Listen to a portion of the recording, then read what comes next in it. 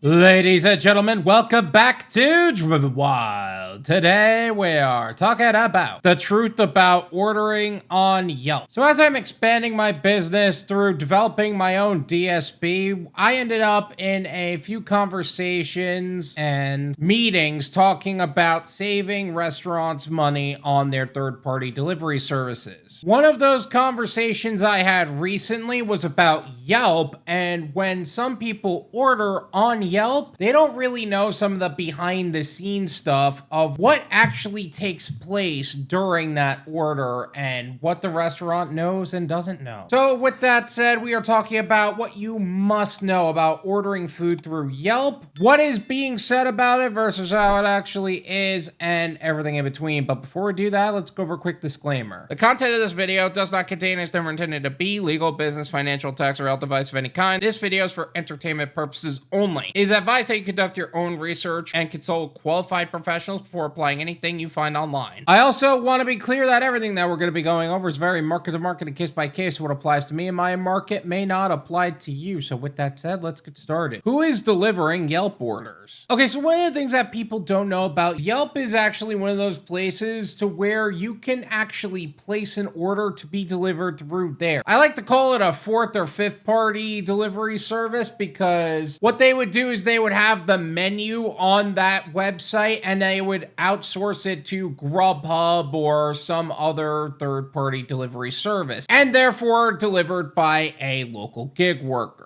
In theory, this actually makes a ton of sense on Yelp because if you're in an area that you're not really a local for and you're not really familiar with it, or you're just looking to scope out where the real restaurants are and the ghost kitchens, that's a good place to go to find local spots and to go out to eat somewhere or have something delivered. In practice, however, there are a few problems with ordering on Yelp that are incredibly problematic for the customer and for the restaurants. Has the restaurant consented? One of the things that ordering on Yelp has kind of been known for, specifically for those restaurants who have had their Yelp orders powered by Grubhub, and that is they didn't really ask for Yelp orders to be fulfilled by Grubhub. I kind of thought Grubhub and Doordash were past the days of forcing themselves onto restaurants like a predator around an elementary school. But now they are using Yelp to accomplish this as opposed to building fake websites for the restaurants, which makes the experience of ordering something in costly and generally disappointing for the end user. Even more jacked up prices. On a lot of third-party platforms, restaurants actually raise the prices a bit to offset the cost of being on the platform and the commissions that they would have to pay when an order is placed. However, if the restaurant doesn't know they are on Yelp and have the restaurant delivery available on Yelp, it is up to the people who are running it. In this case, it's Grubhub. I was involved in a meeting with a restaurant who we may be partnering with in the very near future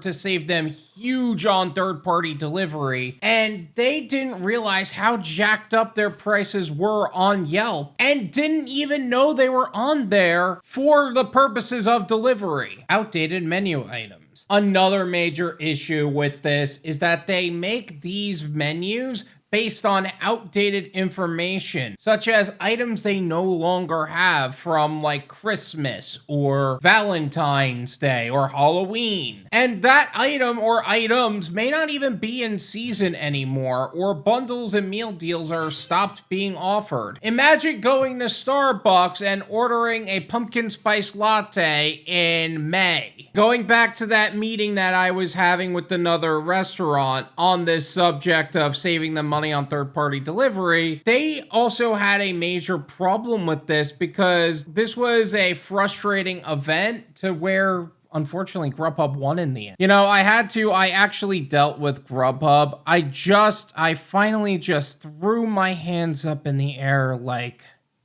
whatever, I'm just going to sign up for it. Because they would have our menu on their site without our knowledge. It was wrong. Some things that, we do seasonal menus twice a year, so some things we took off our menu were still listed on Grubhub. I had no access to it, so we would have customers ordering this stuff, and I had no idea how to access their phone number, nothing. Imagine just trying to access your own menu and make edits based on the availability of an item, especially if it's seasonal.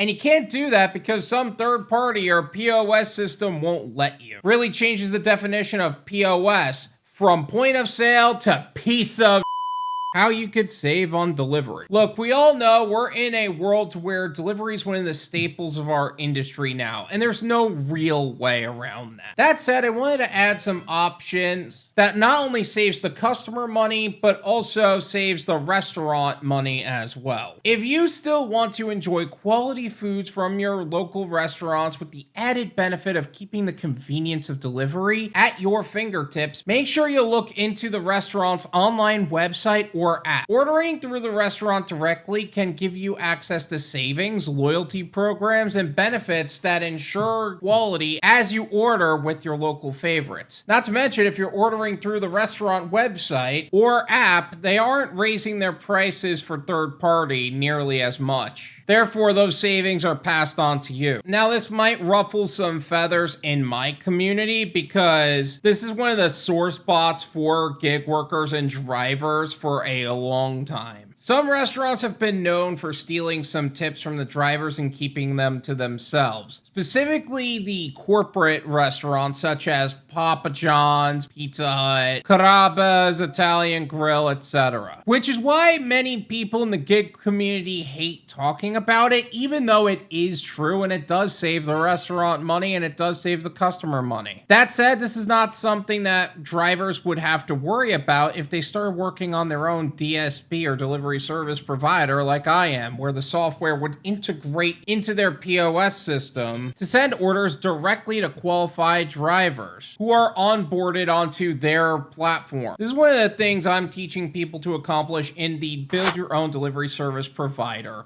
course. One of the things I constantly say is to treat the gig economy as an income bridge to what would be a long-term goal and not simply the goal. And to develop an exit strategy, like building your own delivery service provider company. And I've partnered with high-level experienced professionals to create a step-by-step guide to create a six-figure earning business in as little as 90 days of focused hard work. The course will guide you to create your own business entity and foundation, methods to source restaurants and drivers with game-changing opportunities, work with top-of-the-line seamless technology for drivers and merchants, resources and done-for-you contracts to protect you financially, and you will also have access to high-level professional guidance to help you build your business foundation and support you as you grow your business to reach greater heights. Check the link in the description to sign up and get started on transforming how businesses serve customers and how gig workers will get greater opportunities with you. We are excited and looking forward to helping you secure your financial future. Thank you so much for watching. I really appreciate it. As always, make sure to hit the like button,